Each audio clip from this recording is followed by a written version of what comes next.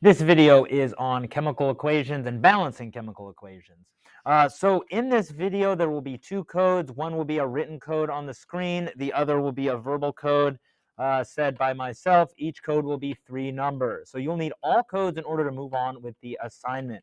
So remember, when you're going through these slides or going through this video, only write what's in green. The rest is just good extra information if you want to write them or draw diagrams, but the green are the good bullet pointed ideas. So this is the written code for this video. I would recommend writing this down somewhere.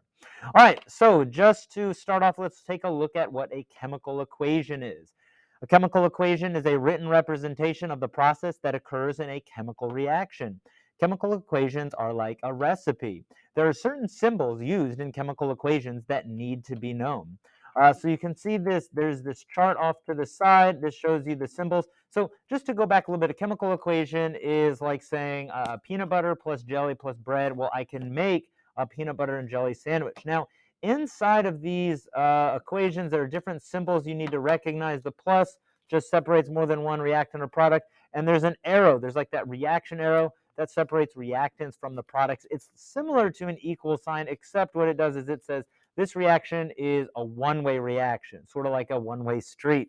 Now, there are different reactions that can go both ways, and there's some that have stuff written on top, like if you add energy, add heat. It gets a little more complicated, but just know that that's what that arrow means. It separates the reactants from the products. So reactants are the starting materials and are written on the left-hand side of the equation. I like to remember that the reactants are reacting with each other. And the products are the end result of the reaction, and they are written on the right-hand side of the equation. So I like to think of it, that's what is produced. So subscripts and coefficients. So let's just take a look at them. Subscripts show how many atoms of an element are in a molecule. So if we just look at dihydrogen monoxide, H2O, or water, that 2 next to the hydrogen represents that you have 2 hydrogen atoms in that molecule and 1 atom of oxygen. Because if there's not subscript written, it's just implied that that is 1. And you can see there's a picture of water molecules over here. If you're just looking at one, it's got 2 hydrogens, 1 oxygen. Now let's take a look at the coefficients. So coefficients show how many molecules there are. So if I look at 3 H2O, what this tells me that I've got 3 water molecules. So I look over here, I've got 1, 2, 3.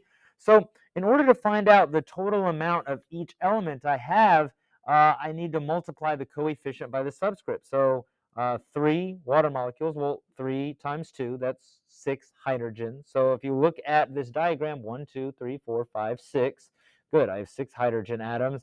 And 3, well, there's 1 here, right? So the 1 off, that's just implied for the oxygens. I'm going to have 3 oxygens. 1, 2, 3. And if there's not a coefficient, so if you see up here, there's a O2, it's just once again implied that it is a 1. So I have 1 O2 up here. So diatomics.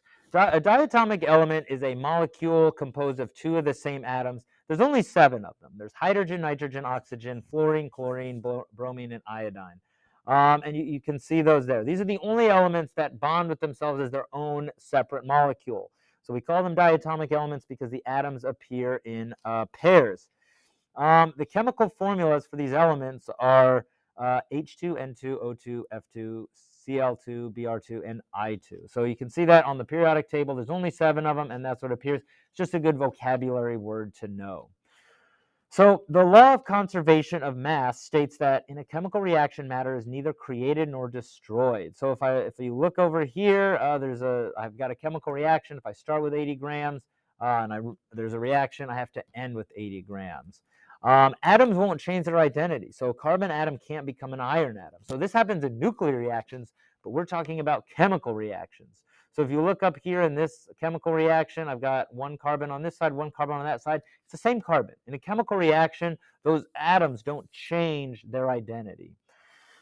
Now, there must be the same number of each type of atom on each side of the chemical equation. So in order to do that, you mess with those subscripts. Now, in order to obey the law of conservation of mass, we must learn how to balance the equation. So we'll get to that.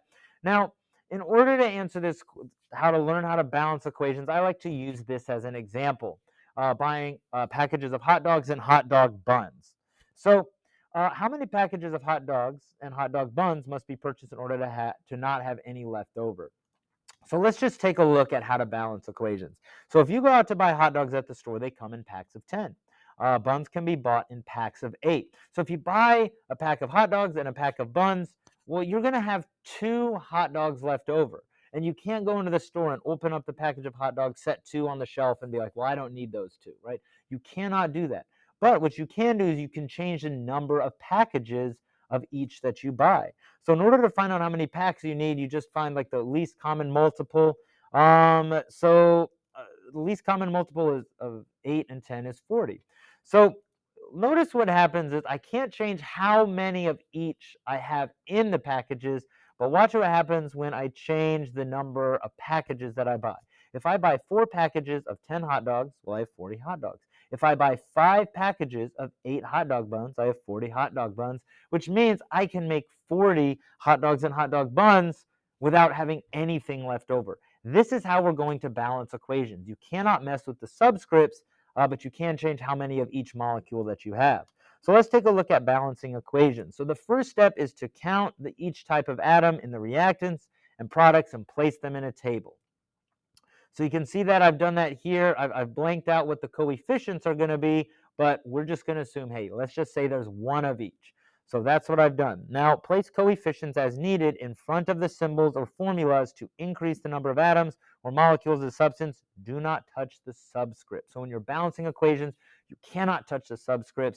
That's just like you cannot open a package of hot dogs or hot dog buns and take some out or add some, but you can change the amount of packages that you buy. Then you can repeat these first 2 steps until the equation is balanced. So let's take a look at the following problem. Hydrogen gas reacts with oxygen gas to form liquid dihydrogen monoxide or water. So that is the example up here, up above. You can already see the coefficients, but I just want to take you through these steps. If I just assume I have one of each, because in a chemical reaction, we're going to have one of each. So you can look and you see that I've got 2 hydrogens. My hydrogens are balanced, but my oxygens are not. So I can come in here and I can add coefficients. So I'll have 2 water molecules, 2 hydrogens, and look what happens to the total amount of each that I have. It's going to balance out. So let's do another problem here. Let's take a look at nitrogen gas reacts with hydrogen gas to form ammonia gas. So I know it's not balanced. So what I'm going to do is I place my coefficients. Now the easiest way to do this is to balance out the nitrogens first, then the hydrogens. But you can see here that I just placed the coefficients and I only have 1 nitrogen. It's just assumed. I probably should have put a 1 there, but when you're writing it out, you don't put the ones. It's just implied. And notice that, well, I'm going to have 1 nitrogen molecule, 3 hydrogen molecules, and 2 ammonia molecules, and it's going to balance it out.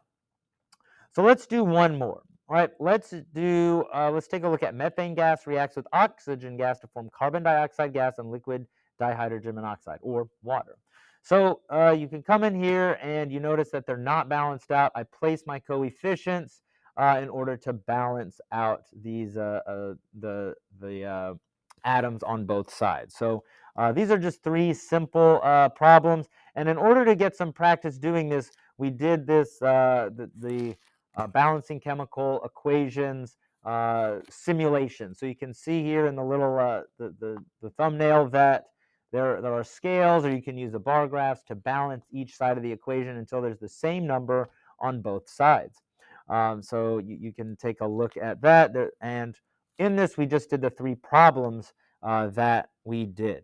So at this time, I'll go ahead and give you the verbal code. The verbal code is 945. I say that again, the verbal code is 945.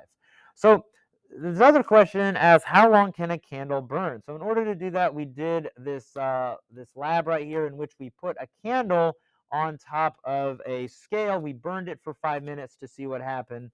And the law of conservation states that I can't create or destroy matter, but what happened was the mass started to go down, and that's because the reactant, or sorry, the products were gases, and you can't measure gases with a scale. So that was the lab that we did this week. And once again, there's just too much unknown in the universe to take a break from learning. Get out there and question everything.